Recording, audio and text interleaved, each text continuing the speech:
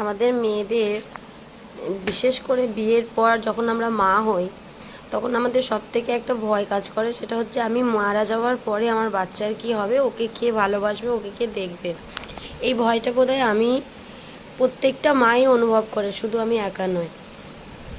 তো যাই হোক, এই বন্ধুরা, আমি আজকে বেরিয়ে পড়েছিলাম একটা শ্যুটের উদ্দেশ্যে। দূরত্বটা যেহেতু অনেকটা ছিল, সেই জন্য বাড়ির সকলকে নিয়ে আমি বেরিয়েছিলাম, আমার হাজব্যান্ড এবং মেয়েকে নিয়ে। আমার লোকেশন ছিল গোবরডাঙ্গা। তো আসানসোল আর গোবরডাঙ্গা লাইনটা টোটালি আলাদা একটা লাইন, বনগা লাইন। তো সেখানে একা যাওয়া আমার পক্ষে সম্ভব নয়, আর একা যদি আমি চলেও যাই ফিরতে অনেকটা লেট হয়ে যাবে, যে কারণে আমি আমার হাজব্যান্ডকে বলেছিলাম আমাকে নিয়ে যাওয়ার জন্য। তো যথারীতি অনেকটা ট্রাভেল করে আমি বেরিয়ে পড়েছিলাম। বেরিয়ে পড়ার পর ওখানে যাওয়ার সাথে সাথেই ওয়েলকাম ড্রিঙ্ক দিয়ে দেয় অর্পিতা আর তানিয়া ছিল, প্রিয়াঙ্কাদির হেল্পিং হ্যান্ড। তোমরা অনেকেই জানো যে প্রিয়াঙ্কাদির কথা আমি আগে অনেকবার বলেছি, অনেক ভিডিওতে বলেছি, ফটোতে শেয়ার করেছি। তো এই সেই প্রিয়াঙ্কাদি, যার জন্য আমার এই মডেলিং প্রফেশনে আসা। প্রিয়াঙ্কাদি খুব ভালো একজন মানুষ, যিনি মানে নিজের এত বড় মাপের মানুষ হওয়া সত্ত্বেও কোনো অহংকার নেই তার। যাই হোক, প্রিয়াঙ্কাদির কথা হলো, তো সেখানে গিয়ে আমার মেকআপ স্টার্ট হয়ে গেছিলো, মেকআপ মোটামুটি ডান হয়ে গেছিলো, খুব সুন্দর একটা লুক এসেছিলো। আর আমি যা মোটা হয়ে গিয়েছি, তার উপরে এই শাড়িটা খুব সুন্দর লাগছিল, খুব একটা খারাপ লাগছিল না। স্পেশালি আমার তো লুকটা খুব পছন্দ হয়েছিল। তো যেহেতু বাড়ি ফেরার তাড়া ছিল, সেই জন্য প্রিয়াঙ্কাদি আমাকে খুব তাড়াতাড়ি ছেড়ে দিয়েছিল, প্রায় 3:30 পৌনে 4টার সময়। তো তারপর ওখান থেকে বেরিয়ে আমরা ঠিক করি যে আমরা দমদমে নামবো।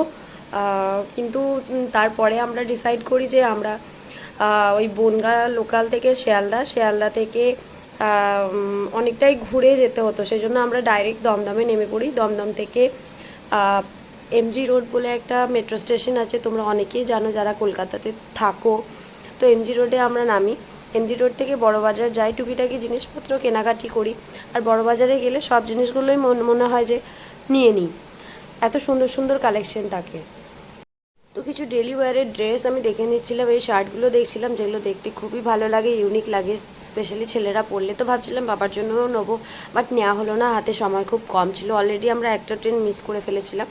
তো তারপর হাওড়া স্টেশনে পৌঁছাই। কিছু শপিং করার পর কী কী কিনেছি সেটা তোমাদের সাথে পরের ভিডিওতে শেয়ার করব। তো তারপর শিকাঞ্জি বলে একটা কি জিনিস হয়, সেই শিকাঞ্জি ট্রাই করে নিয়েছিলাম, যদিও খুব বিচ্ছিরি খেতে, আমার একদম ভালো লাগেনি। আমি ভাবছিলাম যে অন্য কিছু খাবো, আমার স্পেশালি না আইসক্রিম, এই স্প্রাইট, এইসব জিনিসগুলো খেতে একটু বেশি ভালো লাগে।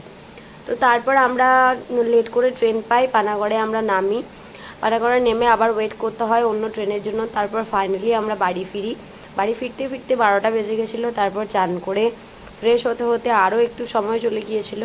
তো আজকের ব্লগটা এখানে অবধি। ভালো থেকো তোমরা, সুস্থ থেকো। আমার ব্লগ দিতে একটু দেরি হচ্ছে, প্লিজ আমার ব্লগ দেখো। টাটা সবাইকে, বাই।